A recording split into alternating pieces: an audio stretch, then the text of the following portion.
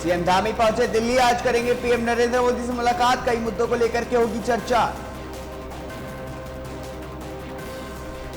धामी सरकार ने बनाया 5 साल का रोड मैप, प्रदेश में 7500 करोड़ का होगा निवेश, 1 लाख को मिलेगा रोजगार। तो 24 अप्रैल से केदारनाथ हेली सेवा होगी शुरू, टिकट कैंसिल होने पर पूरा किराया होगा वापस, नई नीति तैयार। 14 रूटों पर निजी बसों के संचालन का प्रस्ताव जारी, परिवहन कर्मचारियों ने जताया विरोध, कार्य बहिष्कार की चेतावनी। पहाड़ी इलाकों में बिगड़ेगा मौसम, बर्फबारी, बारिश और ओलावृष्टि के आसार, फसलों को भारी नुकसान।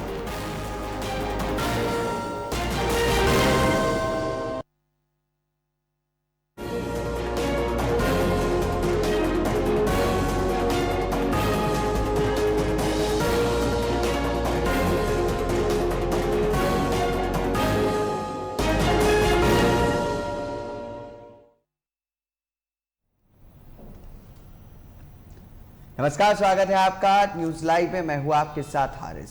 प्रधानमंत्री नरेंद्र मोदी ने सीबीआई के डायमंड जुबली कार्यक्रम का उद्घाटन किया, साथ ही पीएम ने शिलांग, पुणे और नागपुर में सीबीआई के नवनिर्मित कार्यालय परिसरों का भी उद्घाटन किया। इस अवसर पर प्रधानमंत्री मोदी ने कहा कि आज नए कार्यालयों का शुभारंभ सीबीआई को कार्य करने में और सहायता प्रदान करेगा। प्रधानमंत्री मोदी ने कहा कि सीबीआई की जांच की मांग के लिए तो आंदोलन तक किए जाते हैं, लोग कहते हैं कि मामले को सीबीआई तक दे दे। न्याय इंसाफ के ब्रांड के तौर पर सीबीआई का सबकी जुबान पर है। जिन्होंने भी सीबीआई में योगदान दिया है वे बधाई के पात्र हैं। सबसे बड़ा सीबीआई की जिम्मेदारी भ्रष्टाचार से देश को मुक्त करने की है। भ्रष्टाचार कोई सामान्य अपराध नहीं होता। भ्रष्टाचार गरीब से उसका हक छीनता है। भ्रष्टाचार अनेक अपराधों का सिलसिला शुरू करता है, अपराधों को जन्म देता है। भ्रष्टाचार लोकतंत्र और न्याय के रास्ते में सबसे बड़ा रोड़ा होता है। विशेष रूप से जब सरकारी तंत्र में भ्रष्टाचार हावी रहता है तो वो लोकतंत्र को फलने फूलने नहीं देता। जहां भ्रष्टाचार होता है वहां सबसे पहले युवाओं के सपने बलि चढ़ जाते हैं, युवाओं को उचित अवसर नहीं मिलते। वहां सिर्फ एक विशेष इकोसिस्टम ही फलता फूलता है। भ्रष्टाचार प्रतिभा का सबसे बड़ा दुश्मन होता है और यहीं से भाई भतीजावाद, परिवारवाद पनपता रहता है और अपना शिकंजा मजबूत करता रहता है। जब भाई भतीजावाद और परिवारवाद बढ़ता है तो समाज का, राष्ट्र का सामर्थ्य कम होता जाता है और जब राष्ट्र का सामर्थ्य कम होता है तो विकास अवश्य प्रभावित हो जाता है। दुर्भाग्य से गुलामी के कालखंड से करप्शन की एक लेगेसी हमें मिली है, लेकिन दुख इस बात का है कि आजादी के बाद के अनेकों दशकों तक इस लेगेसी को हटाने के बजाय किसी न किसी रूप में कुछ लोग उसको सशक्त करते गए।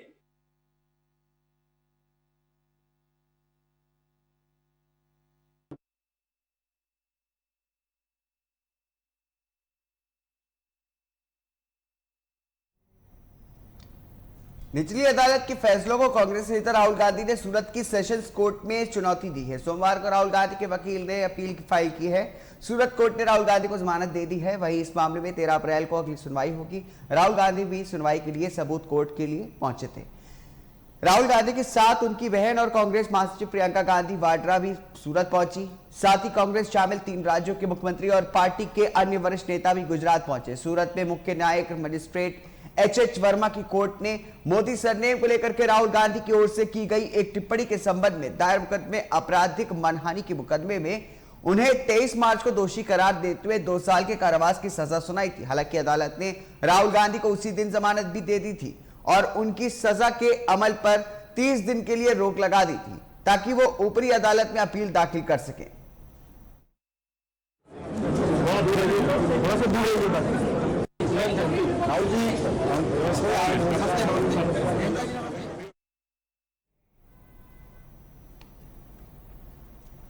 अयोध्या पहुंचे प्रदेश के वित्त मंत्री सुरेश खन्ना ने अतीक अहमद को लेकर के अखिलेश यादव पर निशाना साधा है। उन्होंने कहा है कि जो असामाजिक तत्वों के साथ खड़ा होता है ना उनको जनता पसंद करती है और ना ही कानून पसंद करता है। वहीं उन्होंने राहुल गांधी की सदस्यता समाप्त होने पर कांग्रेस के आंदोलन को गलत बताया। उन्होंने कहा कि कोर्ट के फैसले का सम्मान होना चाहिए। इसके बाद अयोध्या के विकास की तारीफ करते हुए सुरेश खन्ना ने कहा कि अयोध्या में जन भावनाओं के अनुरूप भव्य राम मंदिर बन रहा है। 6,15,000 करोड़ रुपए का बजट था जिसमें 5 लाख रुपए रिलीज कर दिए गए हैं। ये लगभग 82% फंड रिलीज किया गया है। ये अपने आप में एक उपलब्धि है।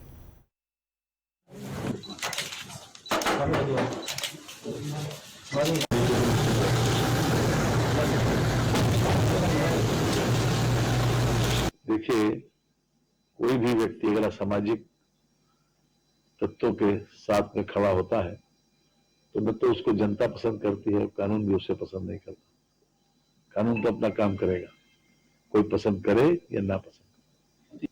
कोर्ट के फैसले को सम्मान होना चाहिए और उसके ऊपर कोई उंगली उठाने का कोई प्रश्न नहीं। मैं चाहती थी कि राम मंदिर का निर्माण हो, जन भावनाओं के अनुरूप हो रहा है, हम इसका स्वागत करते हैं।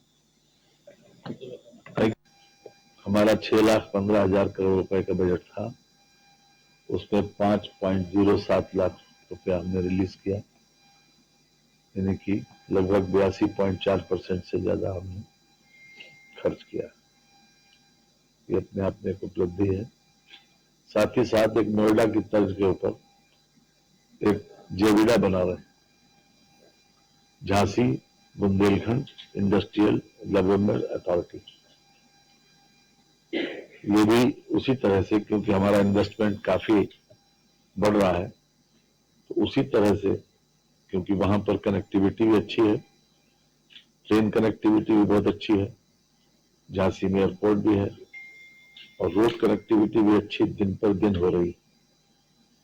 तो लोगों को झांसी और बुंदेलखंड में मैन पावर भी है, कंपैरेटिवली चीपर है, और जमीन भी कंपैरेटिवली चीपर है।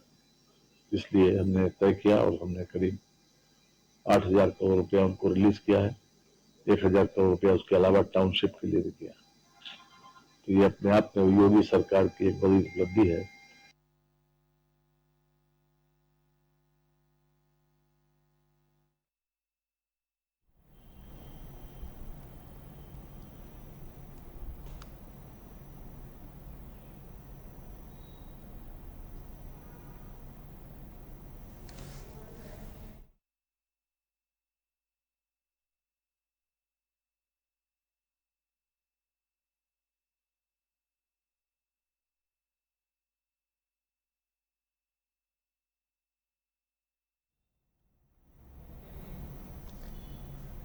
वहीं झांसी में 2 महिलाओं के साथ दुष्कर्म की वारदात ने जीआरपी रेलवे समेत रेलवे के अफसरों में हड़कंप मचा दिया है।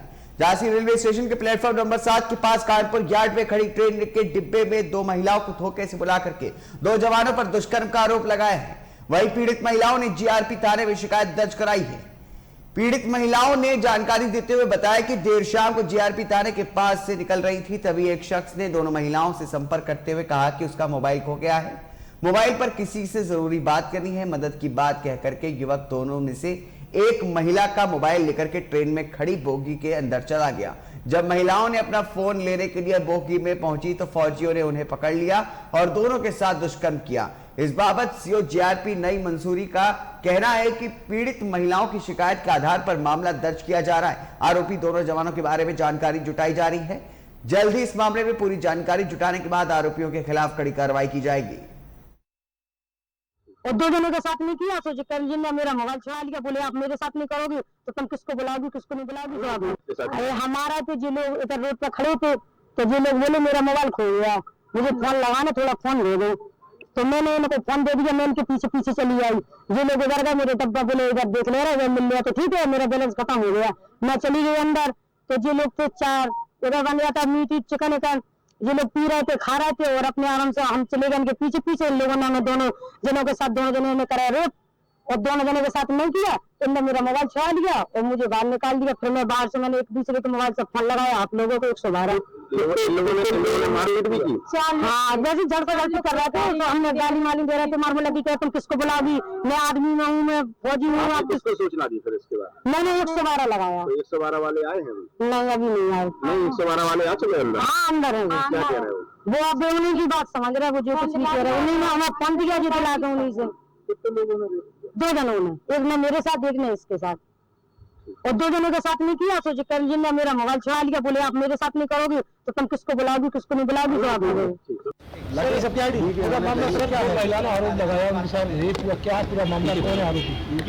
देखिए, आज शाम झांसी जीआरपी थाने पर 2 महिलाएं आई। दोनों महिलाओं ने आकर सूचना दी कि वो सड़क से स्टेशन से बाहर निकल रही थी। इतने में एक व्यक्ति आया और उनसे मोबाइल पर बात करने के लिए कहा। तो महिलाओं ने अपना मोबाइल दे दिया और व्यक्ति मोबाइल पर बात करता रहा। उसके बाद वह व्यक्ति स्टेशन के अंदर जाकर जो आर्मी का कोच है उसके अंदर चला गया। महिला का कहना है वहाँ 2 व्यक्ति ऑलरेडी मौजूद थे। तो महिलाओं ने, चूंकि ये व्यक्ति मिलिट्री संबंधित है, महिला ने फौजियों पर गलत कार्य करने का आरोप लगाया है। महिला के परिजनों द्वारा तहरीर दी जा रही है। तहरीर मिलते ही आवश्यक विधिक कार्रवाई की जाएगी। क्या महिला को कैसे पहुंची, क्या वजह रही ऐसी? महिला का कहना है कि वो अपने किसी रिश्तेदार से मिलने के लिए स्टेशन आई हुई थी। अच्छा, ये जो आरोपी लोग हैं वो कहाँ के हैं? आरोपी का इतना अभी पता चला है कि ये मिलिट्री से संबंधित है। इनकी पहचान की जा रही है। कितने लोग हैं इसमें वारदात में? महिलाओं का कहना है कि 3 लोग थे इसमें। 3 लोग मुकदमा लिखा जा रहा है सर, बलात्कार का मुकदमा लिखा जा रहा है। देखिए, परिजनों द्वारा तहरीर दी जा रही है। जो तहरीर के कंटेंट के अनुसार आवश्यक विधिक कार्रवाई की जाएगी। अभी क्या कार्रवाई की जा रही है आप पर? अभी जांच चल रही है इसकी। महिलाओं के परिजन तहरीर दे रहे हैं। 3 आरोपियों में बलात्कार कितने आरोपियों ने किया? महिलाओं ने 2 पर आरोप लगाया है। वो 2 अभी कहाँ है? 3 आरोपी जो है उनकी तलाश की जा रही है। अच्छा, उनके संबंधित विभाग को आपने सूचित किया है? विभाग को सूचना दी जा रही है। कहाँ से कहाँ जा रही थी? जो स्पेशल ट्रेन है वो कहाँ से कहाँ? नहीं, स्पेशल ट्रेन नहीं है, चूंकि ये मिलिट्री का वैगन है, कोच है मिलिट्री का, जो खड़ा रहता है नॉर्मली स्टेशन पर। ये किस प्लेटफॉर्म पे था सर? ये प्लेटफॉर्म नंबर 7 पर खड़ा रहता है। कहाँ पे? झांसी में कार्य रहते हैं ये जो मिलिट्री के जवान बताए जा रहे हैं? हाँ, सूचना यही मिली है, झांसी में कर रहे क्या हैं। नाम है इनके? अभी नाम पते की तस्दीक की जा रही है। ठीक है, थैंक यू।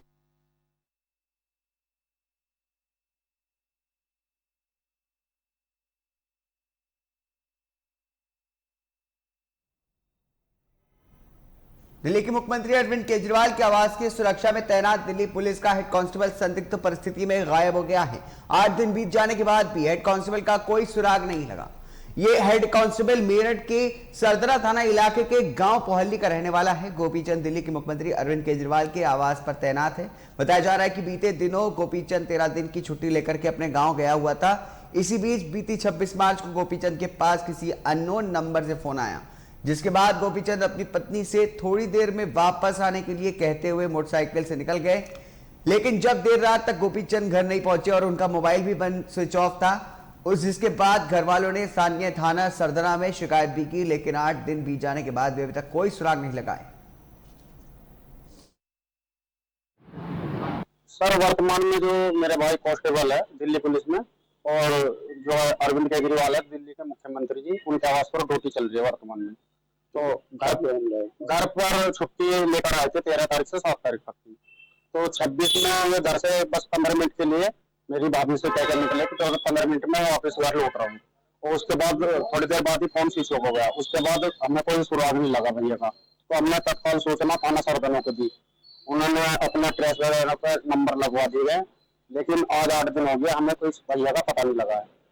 अच्छा, क्या किसी को इस प्रकार की कोई संभावना नहीं, किसी से कोई लड़ाई झगड़ा नहीं। बस एक कॉल आई थी भैया से कि जल्दी आ गया, जल्दी आ गया। मैंने आ गया 10 मिनट में, घर से कहकर मैं 10 मिनट में वापस आ रहा हूँ। किसका फोन था? फोन का उसका पता नहीं है, क्योंकि फोन उसके बाद बंद हो गया। भैया वापस नहीं आए, जो पता लगता। तो भैया गए कैसे थे? किसी गाड़ी से गए थे, पैदल गए थे? बाइक की, मोटरसाइकिल थी भैया की। तो यूनिफॉर्म में थे? नहीं, विदाउट थे, घर के ड्रेस। भैया का क्या नाम था? कब तक पहुंचते वहाँ पे?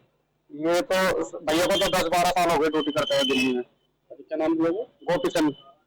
अब यहाँ मेरठ में शिकायत की आपने? हाँ जी जी जी। क्या कहा पुलिस ने?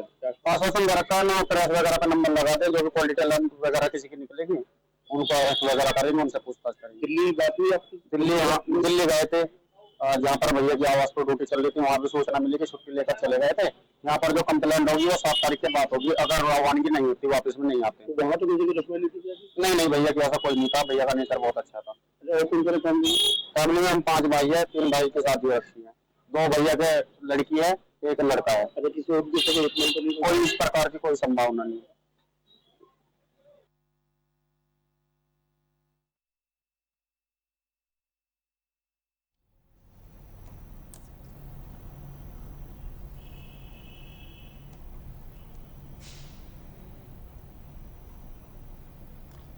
सीतापुर में नगर निकाय चुनाव की सरगर्मियों के बीच जमकर बवाल हुआ है। बवाल के दौरान 2 पक्षों में खूब मारपीट हुई है। घटना में कई लोग बुरी तरह से घायल भी हो गए। उपद्रव करने की उतरी भीड़ ने पुलिस पर जमकर पथराव किया। पुलिस पर किए गए पथराव ने एक पुलिसकर्मी की बुरी तरह से घायल हो गया है। घटना की सूचना पाकर के कई थानों की पुलिस फोर्स मौके पर पहुंची। बिगड़े हालातों पर काबू पाने के लिए पुलिस ने जमकर के लाठियां भाजी। उपद्रव एवं पथराव करने वाले कई आरोपियों को पुलिस ने हिरासत में लिया है। शांति व्यवस्था बनाए रखने के लिए भारी संख्या में पुलिस बल को तैनात किया गया है। में 2 पक्ष हैं जो कि एक ही समुदाय से हैं। दोनों पक्षों में ईदगाह में टाइल्स लगाने को लेकर मतभेद हुआ है, आपसी विवाद हुआ है और इसके बाद आपसी विवाद ज्यादा बढ़ गया, लड़ाई झगड़ा हुआ, एक दूसरे पर पत्थर भी उन्होंने चलाए हैं। तत्काल पुलिस मौके पर पहुंची है। वहां पर मौके पर पहुंचकर कई थानों की फोर्स भी थी, स्थिति को नियंत्रण में किया। स्वयं में और लहर फिर भी वहां मौके पर पहुंच गए हैं। स्थिति नियंत्रण में है। घटना से संबंध में 5 लोगों को हिरासत में ले लिया गया है और आगे पूछताछ करके जो अन्य विधिक कार्रवाई है सुनिश्चित की जाएगी। लॉ एंड ऑर्डर संबंधी किसी प्रकार की कोई समस्या नहीं है। इसके कितने सिपाही हैं? पुलिस का एक सिपाही जो कि आपस में उनके बीच जब पथराव हो रहा था तो पुलिस का एक सिपाही रोकने गया तो उसके सर में चोट आई है, लेकिन चोट गंभीर प्रकृति की नहीं है। उसको चोट लगी है और उसको प्राथमिक उपचार कराकर वापस भेज दिया गया है। स्थिति नियंत्रण में है, अन्य किसी प्रकार की कोई समस्या नहीं है। आगे जो विधिक कार्रवाई है वो की जा रही है।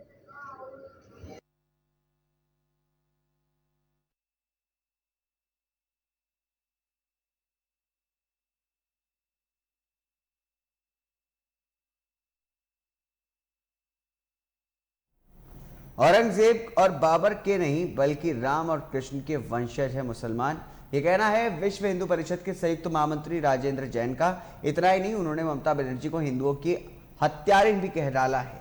मेरठ पहुंचे विश्व हिंदू परिषद के संयुक्त महामंत्री सुंदर जैन ने लाइव टुडे से एक्सक्लूसिव बातचीत करते हुए कहा कि श्री राम जन्मभूमि मंदिर निर्माण की बात इस बार पूरे देश में रामनवमी उत्सव बड़ी खास तरीके से मनाया गया है।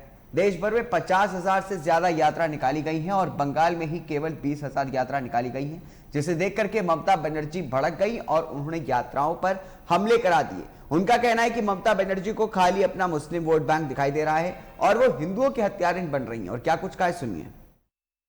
इस्लामिक है और विश्व हिंदू परिषद के संयुक्त महामंत्री सुंदर जैन आज मेरठ पहुंचे हैं, उन्हीं से खास बातचीत करते हैं। सुंदर जी बहुत बहुत स्वागत है लाइव टुडे पर, धन्यवाद।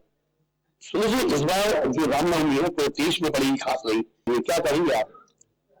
पूरे देश में राम जन्मभूमि के और मंदिर निर्माण के बाद जिस तरह का उत्साह निर्माण हुआ वो उत्साह रामनवमी के ऊपर दिखाई दिया। 50,000 से अधिक यात्राएं निकली। पूरे देश का हिंदू समाज राम के साथ खड़ा हो गया और पूरा देश राममयी हो गया। बंगाल खास तौर पर 2000 से अधिक यात्राएं निकली और एक मोटा सा अनुमान है इन यात्राओं के अंदर कुल सहभागिता देखें तो ये 30-35 लाख से अधिक की रही थी। इसलिए ममता बनर्जी का चौंकना स्वाभाविक था। उसे मालूम है कि उसका वोट बैंक मुस्लिम वोट बैंक है। उसको बनाए रखने के लिए उन्होंने हमको धमकी दी थी कि अगर यात्राओं के माध्यम से किसी मुसलमान के घर पर पत्थर गिरेगा तो मैं देख लूंगी। पूरी दुनिया ने देखा, मुसलमानों ने पत्थर फेंके, आग लगाई और उसके बावजूद हिंदू संगठनों का झूठा नाम केवल मुस्लिम वोट बैंक की खातिर, यही पूरे देश में हुआ। आखिर बिहार में क्यों नालंदा के अंदर या बिहार शरीफ में इस प्रकार का नरसंहार करने की कोशिश की गई? ममता बनर्जी तो हिंदुओं की हत्यारी बन चुकी है, ये मुझे कहने में कतई संकोच नहीं होता। जो सोहरावर्दी के लिए शब्द था बूचर ऑफ हिंदूज, आज वो ममता के लिए हम कह सकते हैं। लेकिन चंद मुस्लिम वोटों की खातिर नीतीश कुमार को क्या हो गया? क्यों मुस्लिम जो दंगाई हैं उनके साथ में खड़ा हुआ दिखाई देता है? ऐसी ही हिम्मत सब जगह की है। जब तक मुस्लिम समाज का आदर्श औरंगजेब रहेगा तब तक मुस्लिम समाज की मानसिकता यही रहेगी। क्या हिंदू ने कभी ताजिए पर हमला किया है? क्या हिंदू ने कभी रमजान करते हुए किसी मुसलमान पर हमला किया है? हमारे ही त्योहारों पर क्यों? ये एक बहुत बड़ा यक्ष प्रश्न है। दूसरा प्रश्न ये है, कई मुस्लिम नेता ये कहते हैं कि इस्लाम तो शांति प्रिय है। मैं ओवैसी समेत इन सबसे पूछता हूं, मदनी से पूछता हूं, देवबंद से पूछता हूं, 4 दिन हो गए किसी ने भी इन हमलावरे दरिंदों की निंदा क्यों नहीं की? यदि गैर इस्लामिक है फतवा जारी करो इन दंगाइयों के खिलाफ, नहीं तो हम ये मानकर चलेंगे ओवैसी, मदनी, देवबंद इन सबकी शह पर ही ये दंगे हो रहे हैं। ऐसे में जो ममता बनर्जी ने लगातार विश्व हिंदू परिषद और बजरंग दल को लगातार टारगेट कर रही है, वो कह रहे हैं कि जो दंगा किया है वो इन लोगों ने किया है। दुनिया देख रही है रामनवमी के जुलूस पर हमला किसने किया, पत्थर घर से किसने फेंके, गाड़ियों को आग कौन लगा रहा है? तो ममता ऐसा क्यों बोली? क्यों बोली ममता ऐसे? चित्र झूठ नहीं बोला करते, वो वीडियो भी मीडिया के द्वारा जारी किए गए हैं। ममता बनर्जी केवल मुस्लिम समाज के प्रोटेक्शन करने के लिए खड़ी है, जिसलिए मुस्लिम समाज को यह लगे कि हम ममता के हैं, ममता हमारी है, और वो गोलबंद होकर केवल ममता को वोट देते रहे। 30% मुस्लिम वोट है बंगाल के अंदर, इसलिए वोट बैंक की भिखारी ममता आज हिंदुओं की हत्यारी बन गई है। अच्छा, जो देश के प्रधानमंत्री नरेंद्र मोदी, अगर उनकी बात करूं या मैं राष्ट्रीय स्वयं सेवक संघ की बात करूं, सभी का यह कहना है कि जो हिंदुस्तान में रहता है वो हिंदू मुस्लिम नहीं, वो हिंदू ही है। यही हमारा कहना है। हिंदू पूजा पद्धति से जुड़ा हुआ शब्द नहीं है। मैं महावीर स्वामी की पूजा करता हूं, उसके बावजूद मैं पहले हिंदू, क्योंकि हिंदू जीवन पद्धति का नाम है। हिंदू यह सांस्कृतिक अवधारणा है। भारत की पहचान पूरी दुनिया में जाकर पूछ लीजिए, वसुधैव कुटुंबकम, ये भारत की पहचान है। आत्मा सर्वभूतेषु विश्व कल्याण की कामना, ये भारत की पहचान है, और यही तो हिंदू की पहचान है। अगर भारत को हिंदू राष्ट्र नहीं कहेंगे तो क्या कहेंगे? लेकिन हिंदू राष्ट्र का मतलब ये नहीं है कि यहां मुसलमान नहीं रह सकता, रहे ना, बड़े शौक से रहे, लेकिन यहां रहकर वो पाकिस्तान के इशारे पर दंगा करे, रामनवमी के जुलूसों पर हमला करे, पाकिस्तान का झंडा हाथ में लेकर घूमे, ये हिंदू राष्ट्र की बात तो छोड़ दीजिए, किसी भी सभ्य समाज में स्वीकार नहीं किया जा सकता। इतना बड़ा दंगा हुआ है, आखिर क्या वजह थी? इसके पीछे कारण क्या है और कौन लोग इसके पीछे हैं? मुस्लिम समाज में पृथकतावाद पहले से है। हम हिंदू से अलग हैं। हमें संपूर्ण भारत को दारुल इस्लाम बनाना है, चाहे वो जनसंख्या जिहाद हो, चाहे लैंड जिहाद हो, चाहे रोटी जिहाद हो। मेरठ में तो रोटियों पर भी थूक लगाए हुए पकड़े गए ना कई बार ये लोग। ये सब नफरत के आधार है। ये नफरत ठीक हो सकती है अगर सेकुलरिस्ट लोग इनको ठीक होने दें, तो वो इनको अलगाव की तरफ ले जाते हैं। अगर औरंगाबाद का नाम बदलकर औरंगजेब से नाम हटाकर छत्रपति संभाजी के नाम पर कर दिया, प्रत्येक भारतीय के लिए गर्व होना चाहिए था। औरंगजेब एक विदेशी लुटेरा है, उसके नाम से निजात पानी चाहिए। आज आपके माध्यम से मैं भारत के मुस्लिम समाज से कहना चाहता हूं, तुम्हें तय करना पड़ेगा तुम्हारे पूर्वज कौन है, तुम्हारी वल्दियत क्या है। तुम डैडी इशू में घूम रहे हो अभी। तुम्हारी वल्दियत औरंगजेब नहीं हो सकती, बाबर नहीं हो सकते। तुम्हारी वल्दियत राम और कृष्ण के साथ ही जुड़ी है। अरे हमारे तुम्हारे पूर्वज तो एक ही थे ना। तुम धर्म बदल लोगे तो हिंदुओं पर अत्याचार करोगे। इसलिए समझना मुस्लिम समाज को है, अच्छी तरह समझ लोगे तो अच्छा रहेगा। चलिए, लैंड जिहाद और लव जिहाद की आपने बात की, लेकिन उसके बाद रोटी जिहाद का भी आपका जिक्र किया है। रोटी के बाद अब आप देखें तमाम तरह की चीजें हैं, उनमें थूक का वीडियो वायरल हो रहा है। एक वीडियो हाल ही में मुरादाबाद डेली का वायरल हुआ है, जिसमें रस पापड़ बनाते रहो उसको चाट के पैक किया जा रहा है। आखिर क्या क्या मानसिकता है लोगों की? इसके पीछे जिहाद के कई प्रकार हैं। उसमें जिहाद का एक प्रकार ये भी है, अपनी नफरत को किसी भी तरीके से व्यक्त करो। अगर वो अकेला भी है, कोने में खड़ा होकर हिंदू को गाली दे देता है तो उसका जिहाद हो गया। आप आज की बात कर रहे हो, मैं अपने बचपन की बात करता हूं। मैं चांदनी चौक का रहने वाला हूं। जब हम छोटे होते थे, कोई बुखार होता था, मेरी दादी एक मौलवी के पास ले जाती थी। वो एक शीशी के अंदर पानी भरकर उसमें थूकता था। हमारी दादी समझती थी कोई मंत्र फूक रहा है, हम ठीक हो जाएंगे। आज समझ में आता है वो नफरत उस मौलवी के मन में एक बच्चे, हिंदू बच्चे के प्रति उस समय भी थी, जो आज जवानों के माध्यम से प्रकट हो रही है। तो क्या करने वाला है विश्व हिंदू परिषद? सब तमाम जो जिहाद है उन जिहादों को रोकने के लिए एक्सपोज करेंगे, हर प्रजातांत्रिक और कानूनी तरीके से इनको रोकेंगे, लेकिन भारत को जिहाद का शिकार नहीं होने देंगे। मैं इन सब मुस्लिम नेताओं को और सेक्युलर नेताओं को चेतावनी देता हूं, ये 1947 का भारत नहीं है, ये 1947 का हिंदू भी नहीं है। और मेरठ मुजफ्फरनगर के ये लोग देख चुके हैं।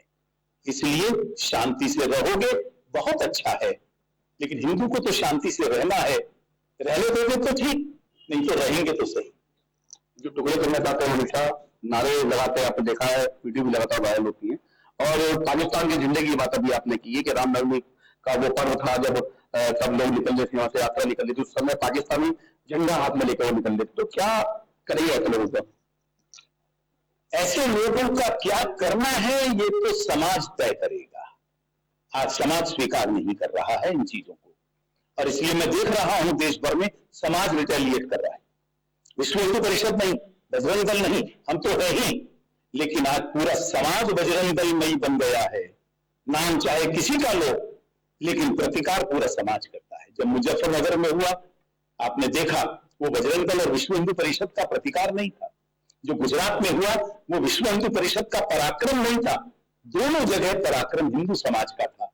कृपया हिंदू समाज को इतनी दूर मत ले जाओ कि उसके पास कोई विकल्प ना बचे। भाई साहब, जब पिछली बार आए थे आपने कहा था भाई हिंदू समाज को हम हर तरह मजबूत करेंगे, उनको हम स्वयं मतलब लड़ना भी सिखाएंगे, सब चीजें सिखाएंगे। तो कैसे उनको आप रक्षा की गुर सिखाएंगे? आप कैसे चल रहा है आपका वो पूरा ट्रेनिंग का जो एक रूपरेखा आपने तैयार की थी? बहुत जबरदस्त चल रहा है, और इसीलिए तो परेशानी होती है। राजस्थान से लेकर बंगाल तक सब बजरंग दल का ही तो नाम ले रहे हैं। उनको मालूम है उनके मार्ग में अगर कोई बाधा बनता है तो ये विश्व हिंदू परिषद बजरंग दल बनता है, और इसलिए ये तय है उन्हें हिंदुस्तान पर हमला करने से पहले हमसे मुकाबला करना पड़ेगा। ये हल अलगाववादी को समझ लेना चाहिए। और अभी हमने ट्रेलर दिखाया, जब सरपंच से जुदा गैंग पूरे देश में सक्रिय हो रहा था, हर जगह दहशत का माहौल बनाने की कोशिश की गई थी। कहीं कन्हैया की हत्या हो रही है, कहीं उमेश की हत्या हो रही है, कई प्रांतों की पुलिस लाचार महसूस कर रही थी, तब बजरंग दल ने ही हेल्पलाइन नंबर जारी किए थे। 9,000 से ज्यादा शिकायतें आई थी, 6,000 का हमने समाधान किया था। मैं समझता हूं वो ट्रेलर पर्याप्त है। मतलब किस तरह का समाधान करते हैं लोगों की शिकायतों? हाँ, ये बड़ा महत्वपूर्ण प्रश्न है। अधिकांश जो घटनाएं हुई वो पुलिस के इनएक्शन के कारण से हुई। अगर कन्हैया की शिकायत राजस्थान पुलिस समय पर सुन लेती तो आज कन्हैया हमारे बीच में होता। उधर सरकार यदि उमेश की शिकायत सुन लेती, उमेश की हत्या नहीं होती। अगर तालघर में, ये तो अभी सुप्रीम कोर्ट का जजमेंट आया सीबीआई की जांच के लिए, अगर तालघर के सिपाहियों की चीख, वो संतों की चीख उधर सरकार ने सुन ली होती तो वो संत भी नहीं मरते। हमारा पहला काम यही होता है, जब ये कंप्लेंट आती है हम पुलिस के पास जाते हैं, उनको अलर्ट करते हैं, उनको दबाव देते हैं, जरूरत पड़ने पर थाने का घेराव करते हैं, महापंचायत करते हैं और पुलिस कार्यवाही करे, यही सुनिश्चित करते हैं। फील्ड पर जो कार्यवाही करनी है वो पुलिस करे, हम कानून हाथ में नहीं लेते। लेकिन इतना भी जिहादियों के लिए बहुत होता है, इससे ज्यादा हिम्मत नहीं है उनके। चलिए, सबसे बड़ा सवाल मेरा यही, आपने भी उमेश हत्याकांड का जिक्र किया है, लेकिन उमेश हत्याकांड के जो तार है वो मेरठ से जुड़े हैं, जहां आप बैठे हैं। हम उमेश जो हत्याकांड में जो आरोपी थे वो मेरठ आए थे और मेरठ में अतीक अहमद के जीजा के यहाँ पे उठ रहे थे, जिनको गिरफ्तार भी कर लिया और यहाँ से रवाना भी हो गई पुलिस लेकर प्रयागराज के लिए। समाज और सरकार दोनों मजबूत हैं इस समय। ये वही उत्तर प्रदेश है जिसके बारे में यहाँ के गवर्नर, उन्होंने अपनी किताब में मिस्टर राव ने लिखा था कि पश्चिमी उत्तर प्रदेश में कई पाकिस्तान पनप रहे हैं। अब वो दृश्य बदल गया है, क्योंकि इनको पहले शह मिलती थी, सब सेकुलर सरकारें दे रही थी, नाम गिनाने की जरूरत नहीं है। आज शह नहीं मिलती, कोई चैन से रहे उसको कोई नहीं छेड़ता, लेकिन अगर कोई छेड़ता है तो उसको कोई नहीं छोड़ता, ना सरकार छोड़ती ना हम छोड़ते। तो बहुत बहुत धन्यवाद। हमारे साथ थे सुरेंद्र जैन जी, जो संयुक्त महामंत्री हैं विश्व हिंदू परिषद के। उनका साफ तौर पर यही कहना है कि जिसको भी हिंदुस्तान में रहना है वो चैन से रहे, नहीं तो उनको ना तो सरकार छोड़ेगी और ना ही विश्व हिंदू परिषद छोड़ेगा। मेरे दीपक और रानी के साथ लोग टंडन, लाइव टुडे।